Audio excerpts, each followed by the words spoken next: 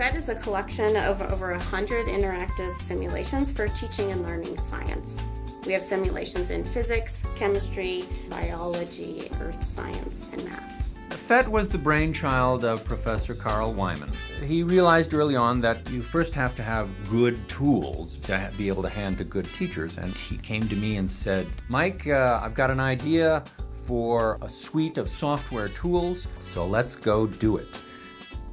It's research-based, so it's drawing from the research literature and in addition conducting its own research to make effective simulations. It brings together different types of expertise: programming expertise, content expertise, teaching expertise, and education research expertise.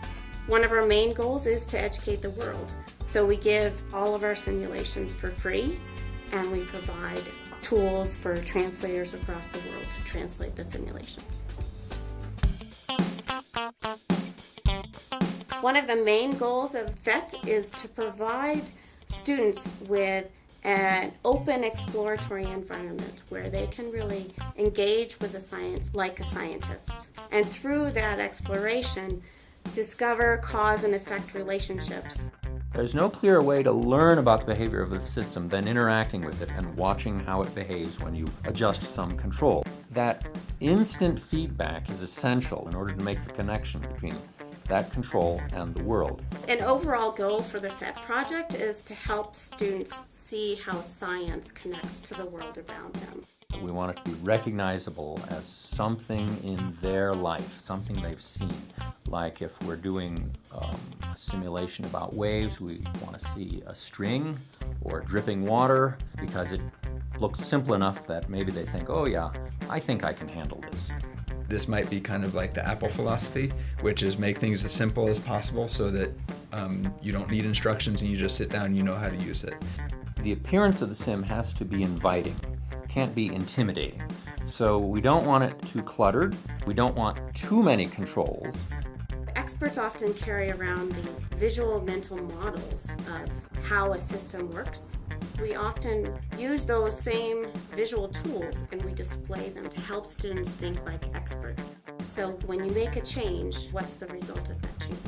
There are a number of things that students see when they sit down in front of a simulation. We try to use multiple representations, objects like bicycle pumps, graphs, and pictures of things like molecules. And the reason for that is there are many representations that are very formal, scientific, like formulas or graphs, and those don't always make sense to students intuitively right away. One of our design philosophies is that we try not to overly guide the student. We call it implicit guidance or productive constraints. Give the user just enough freedom to go down a particular path of inquiry. If you give them too many controls, they might go off onto a path of unproductive inquiry where they just can't figure out what this thing is doing. And the student can get lost. Another one of our goals is to have a learning tool that's very flexible. So we'd like the simulations to be usable in lecture. We'd like them to be usable on homework, in labs, in all kinds of different situations. The other thing I try to do on all PhET sims is make them a little playful. Put something in there somewhere that's a little tiny bit of humor or something that doesn't look like a standard textbook. Walk that fine line between making it exciting and interesting, but not so much so that they're just blowing things up and not learning. We have experts in software development, education, and education research. In addition, we always integrate high school teachers or middle school teachers who are using the simulations with their students. There's this really good give and take of taking the developer's experience in creating software and simulations and user interfaces and the expert's experience in biology, chemistry, and uniting that all together into something that's coherent and hopefully engaging and educational. When we're trying to think up a new simulation, the first thought is this suitable for a PhET sim? Does it lend itself to a visual, highly interactive environment? We really look for areas where the simulations can be powerful. Areas where there's dynamic processes or where there's there's things that are hidden from the students. You want a sim which produces an exciting, informative visual, but also a visual which has a high degree of interactivity, where the user can grab a control and instantly see the reaction of the physical system. You want the student to be leaning forward at the computer and not leaning back, just watching.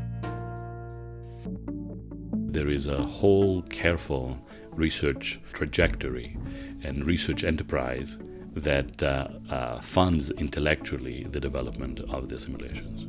We draw from research across different areas, and in addition we conduct our own research so that we're constantly learning about what makes an effective simulation. We draw from research on computer interface design. For instance, it helps when a control is next to the thing that it's controlling. Another area of research that we draw on is student difficulties. There are research groups that are studying student difficulties in physics, chemistry, biology, and we look through that literature to see what student difficulties are around a particular content area. The third area of research we draw from is broadly the research on how people learn.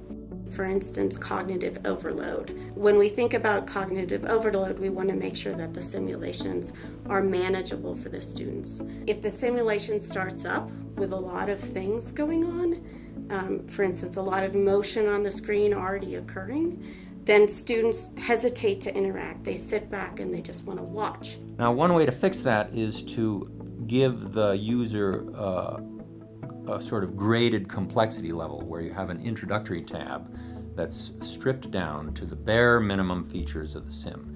And once they've mastered the first tab, they can move on to the second tab, which has more sophisticated controls, more sophisticated behavior.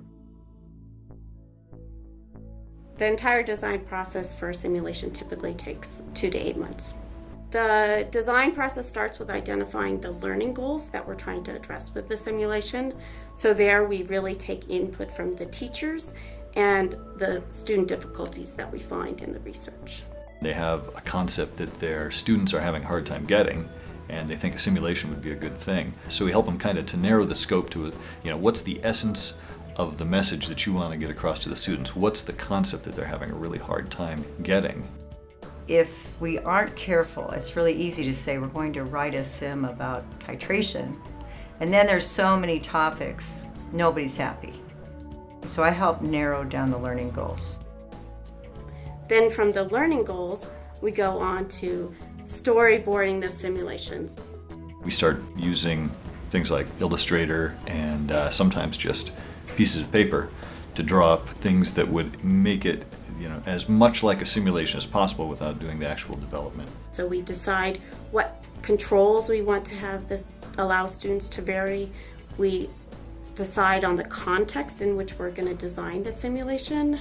There's a simulation that I'm right in the middle of designing that's about light refraction. And in textbooks, usually they just draw a beam of light and you have an interface and then they show what the beam of light is going to do on the other side. Light isn't just a beam, it's actually a wave. And so we've been going back and forth through all these emails discussing what should the wave representation look like, how wide should the wave be, should the wave propagate away from the laser, since there's a speed of light has a finite speed, or should it just instantly appear because that might be easier for students to figure out. After we storyboard the simulation, then the program developer starts programming it up. It's kind of a process, so we'll see an initial version of a sim, we'll discuss it in the team, we'll make changes, the developer will go back and program those so we can get a lot of the kinks out before the student interviews. So after we're happy with how the sim is working on the computer, then we go on to student interviews. When we bring the students into the interview, we have them interact with the simulations in a very open, exploratory way. I usually just say, go ahead and play around and tell me what you're seeing.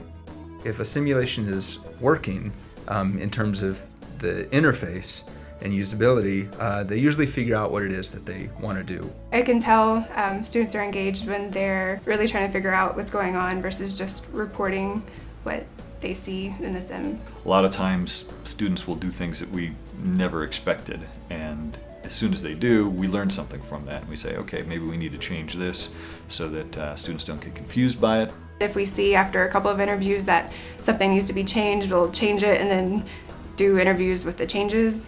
When we can, we also like to get classroom testing and get some feedback from actual classroom use that can drive additional changes to the simulation. We wrap up kind of the simulation development process by creating some tips for teachers, creating an activity around the simulation, and putting it up on the web and posting the learning goals and the main topics. We've made all the simulations so that they're pretty easy to translate, and in November last year I published a simulation, and within a month there were 20 different languages that the simulation was now running in, and I just find that really exciting because it means that not only is it being used around the United States, it's being used all over the world.